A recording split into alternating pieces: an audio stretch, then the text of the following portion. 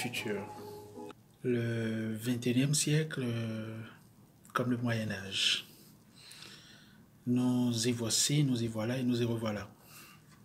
Les moyens, les mesures de lutte contre la Covid-19, puisque l'Académie française recommande désormais d'utiliser la marque du féminin. Ces mesures sont rustiques, moyenâgeuses. On a sorti des ficelles, surtout au regard des avancées de la médecine et des technologies de toutes sortes depuis le 19e siècle. On a mis en quarantaine, on a confiné sans médicaments ni vaccins, on a fermé les frontières, on a créé même des frontières internes et intérieures aux États, ce qui renvoie à la société féodale et au règne des seigneurs. On a réactivé des fosses communes à New York, par exemple, ce qui renvoie au temps de la peste. On nous a demandé de nous laver systématiquement, chaque fois, toutes les fois, les mains, ce qui ne fait pas de mal, vous en conviendrez, mais qui renvoie là encore à l'image de la porie collective face au choléra au XVIIIe et XIXe siècle. On nous a demandé d'éténuer dans le code, ce qu'on devrait faire toutefois en effet. Et on nous a demandé, comme des tuberculeux, d'expectorer dans des crachoirs. Et ma question c'est, est-ce que ce que nous vivons là est si différent de ce qui se passait dans la Grèce, la Rome antique et au Moyen-Âge européen? Je signale simplement que la grande peste, ce qu'on appelait la peste noire, vers 1346, était déjà partie des confins lointains de l'Est de la Chine. Et que cette pandémie avait fait plusieurs dizaines de millions de morts dans tout le monde connu à l'époque, c'est-à-dire l'Asie mineure, les Indes, l'Afrique, l'Arabie, la France, l'Angleterre, l'Italie, et plus au nord, la Norvège. On ne savait ni la soigner, on ne savait ni s'en protéger, ni s'en prémunir. Il y avait donc eu dans la période une inflation d'ordonnances d'hygiène, puisqu'on ne savait pas faire autrement. Et ce que j'ai décrit là nous renvoie à une cruelle actualité quand même.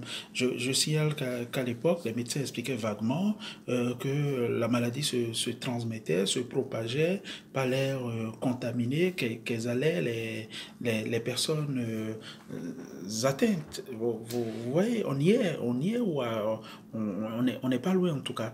Les origines, les causes, les conseils pour se prémunir de la peste ou des pestes, parce que c'est une formule générique pour désigner un certain nombre d'affections, de calamités, de fléaux qui frappaient l'époque, que ces conseils-là, ces mesures de précaution, les origines même de la maladie, les causes étaient soit spéculatives, soit irrationnelles.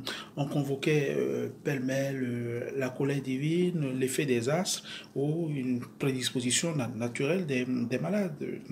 C'est dire. Et il a fallu attendre 5 siècles, 1884, pour que Alexandre Yersin, le russe Alexandre Yersin, et son collègue japonais Kitasato isolent l'agent contagieux de la peste. C'est d'ailleurs pour ça que ça s'appelle le bacille de Yersin. Et vous voyez donc, très longtemps, on était comme dépourvus, accablés, dépassés. On était dans une forme d'impéritie. Les sociétés touchées étaient désorganisées. Et puis on découvre finalement, par donc Yersin, on découvre qu'à l'état naturel, l'agent contagieux vit chez des rongeurs en Asie et peut être transmis par l'intermédiaire de puces à des rats et des rats à l'homme. Et puis, à cette époque-là, il n'y avait qu'une solution, il n'y avait qu'une formule, il n'y avait qu'un horizon indépassable. C'était la fuite, le confinement, les quarantaines. Et puis, c'est à cette époque que nous devons la création des lieux de mise en quarantaine qui sont les ancêtres des structures hospitalières que nous avons aujourd'hui. Comme quoi?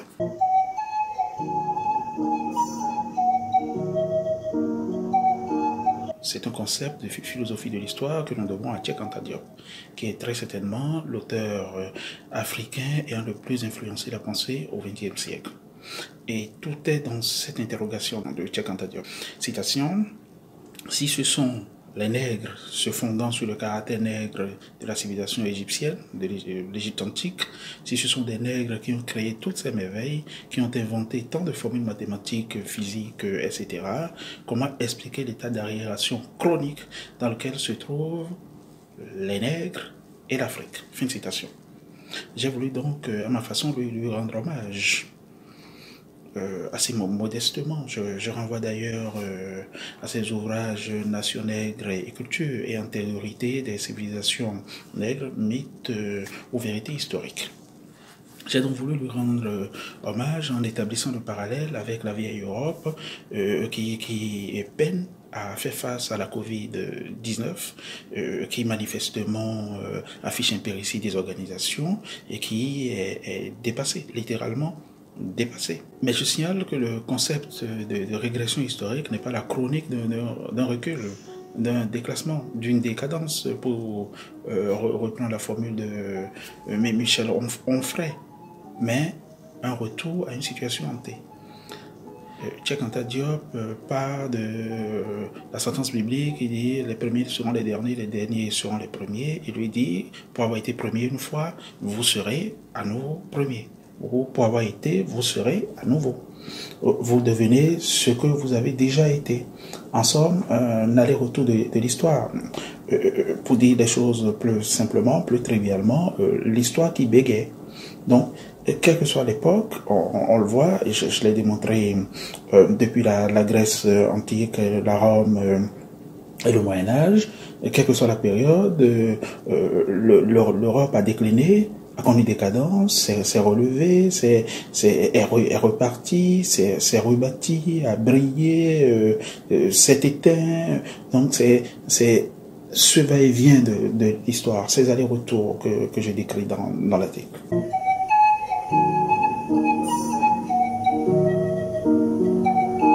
Je voudrais simplement relever la disproportion qu'il y a entre la cause, la réalité de la Covid-19 et la terreur de masse qu'elle produit. Tout le monde sait que la peur, on dit d'ailleurs très trivialement au quartier, la peur est une mauvaise conseillère. Et puis j'aime bien cette phrase de Franklin Delano Roosevelt lors de sa première campagne en 1932. C'est celle qui va lui permettre de succéder à Andrew Hoover, qui disait que s'il y a une chose dont il fallait avoir peur, c'est de la peur elle-même. Je ne dis pas qu'il fallait consentir à une hécatombe de masse, mais je pense qu'il y avait différentes réponses possibles. On pouvait regarder ce que le Vietnam a fait, ce que Taïwan, qui a quelques encablés de la Chine populaire, et qui est la République nationale de Chine, voisine île pas lointaine de la République populaire de Chine, a quand même fait front, a pris les bonnes mesures. On pouvait regarder ce que Singapour a fait, ce que le Vietnam a fait, ce que la Corée du Sud a fait.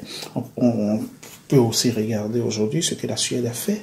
Et en cela, je renvoie à l'attitude au début de Boris Johnson et de Donald Trump, qui ont quand même tergiversé, qui ont pesé le pour et le contre et ont réalisé que la rumeur, la clameur montait, que l'opinion publique, les chaînes d'information continue, les réseaux sociaux poussaient donc à des confinements systématiques, à une forme de radicalité face à la pandémie. On peut simplement constater que cette formule-là, cette solution-là a conduit à ruiner l'économie pour longtemps. Il faut savoir raison garder. La Covid-19, c'est pas Ebola. Les publications que j'ai lues, on nous dit entre 0,5 et 3% de taux de létalité. Ben, on est bien loin d'Ebola. Qui tue 60 à 70% des personnes atteintes. 0,5 à 3%, c'est en fonction des mécanismes de prise en charge et de l'efficacité des systèmes de santé. On peut toujours arguer de ce que le fait de tout arrêter pour privilégier la vie humaine est un progrès anthropologique important, oui, je l'entends, mais en même temps, j'observe qu'il était possible, y compris, de ménager la chèvre et le chou. Je le dis à toutes fins utiles, il ne faut quand même pas oublier qu'une épidémie de tuberculose en France en 1880, rien qu'en France, a fait 100 000 morts. Oui, je ne dis pas qu'il fallait laisser les gens mourir, et que l'épidémie de choléra en 1832 en France a fait plus de 200 000 morts. Elle a même tué le Premier ministre Casimir Périer.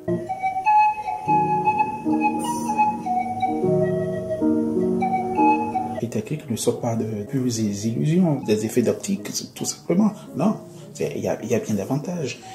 Il faut savoir que notre monde en 2 siècles a fait d'énormes progrès. Je ne suis pas en train de faire le procès des sciences, de la technique, parce que précisément, elles nous ont énormément apporté. Il faut savoir que depuis la pénicilline, la découverte de la pénicilline parflémine, les antibiotiques, les vaccins, etc., on entend d'ailleurs de moins en moins les anti-vaccins, notre monde s'est largement mieux porté. Et puis nous avons réussi des choses extraordinaires.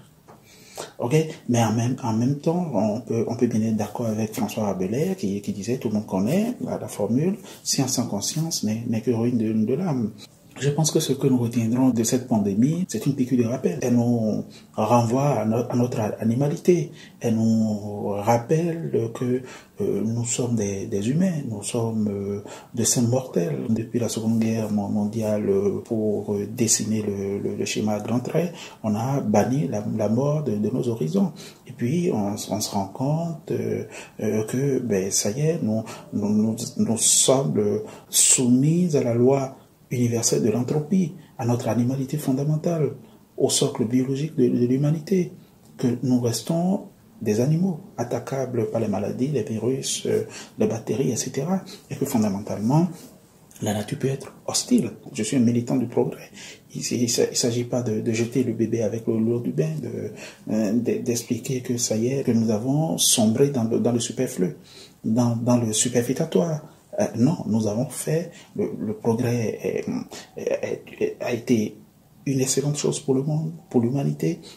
On peut encore aller loin, on peut aller plus loin encore, et la Covid est en soi un défi. Mais la question ne sera pas la même en fonction de est-ce que le virus disparaîtra tout seul, ou est-ce qu'il sera vaincu par nos capacités techniques et organisationnelles?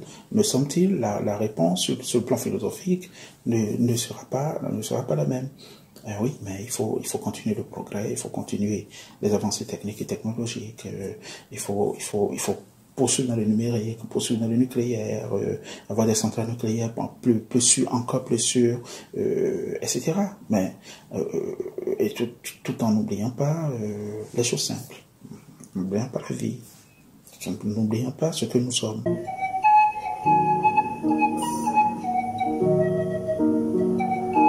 On aurait tous craint, vu l'état sanitaire global du continent, le nombre de lits de réanimation, on aurait pu craindre une catastrophe beaucoup plus grande. Et on a quelques milliers de morts seulement, je dis seulement en griffe, de la Covid-19 pour un continent de plus d'1 milliard. Alors même que les mesures de prophylaxie publique prises par les différents gouvernements sont assez variées. Vous avez des exemples de radicalité comme la Côte d'Ivoire, un peu le Nigeria. Vous avez des États qui n'ont quasiment rien fait en termes de riposte, mais presque rien, comme le Cameroun ou le Congo. Vous avez le ventre mou des pays comme le Bénin qui ont pris des mesures de quarantaine, cordon sanitaire, etc. Donc c'est assez varié.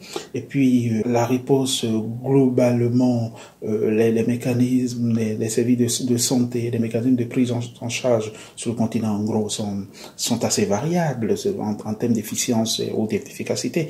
Et pourtant, le résultat est là. Je parle précisément de l'Afrique subsaharienne, en dehors de l'Afrique du Sud, où les chiffres sont relativement élevés, un peu du Cameroun. On a des chiffres faibles. Il y a peut-être le facteur du climat, on peut toujours s'interroger. L'Afrique s'en sort, à cette étape, s'en sort plutôt brillamment, mais l'Afrique fait partie du monde et ne sera certainement pas épargnée par les conséquences économiques, sociales, anthropologiques, politiques, morales, qui seront terribles en tout cas.